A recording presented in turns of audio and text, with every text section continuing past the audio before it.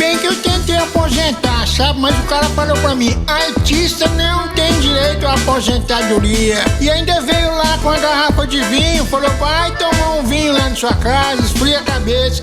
Gente, me deu tanta raiva que eu comecei até a gaguejar. Quase que eu mandei ele tomar naquele lugar. Aí eu falei pra ele assim: você me jogou fora.